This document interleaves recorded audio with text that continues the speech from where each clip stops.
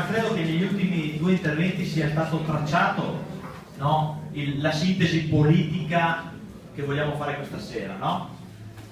Perché in questi 15 giorni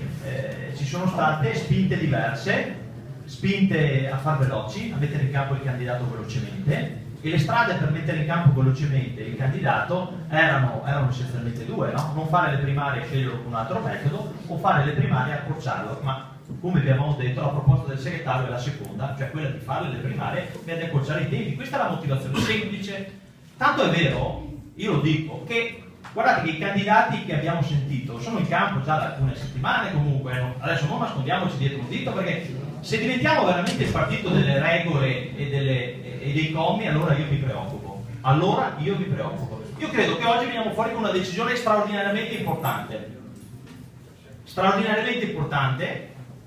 che mette insieme le esigenze di chi diceva segretario perdi tempo con le primarie, mettiamo in campo uno contro Zaia, uno o una contro Zaia, e chi diceva bisogna fare le primarie. La sintesi cos'è? Le facciamo velocemente, non mi sembra di dire nulla di scandaloso, e soprattutto mi sembra di dare il messaggio più importante di velocità e soprattutto di decisione di cui il Partito Democratico oggi ha un estremo bisogno sulle regole. E quindi la proposta mia sulla data è quella di anticiparle al 30 novembre rispetto al regolamento. Sulla seconda, il termine era il primo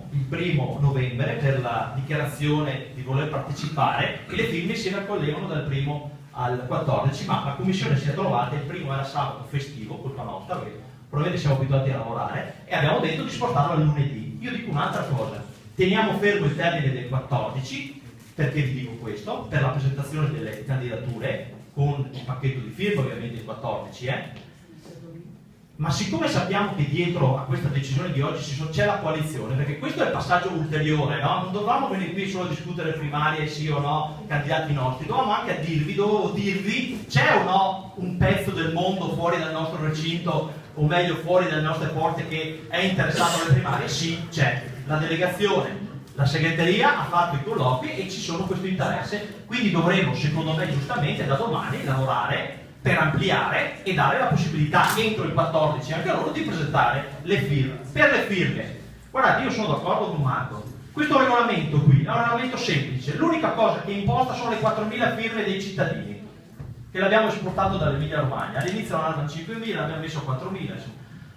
il resto prendiamo quello che c'è dal Statuto Nazionale, proprio per, l'avevo detto l'altra volta, lo ripeto oggi, proprio per non infilarci dentro, ma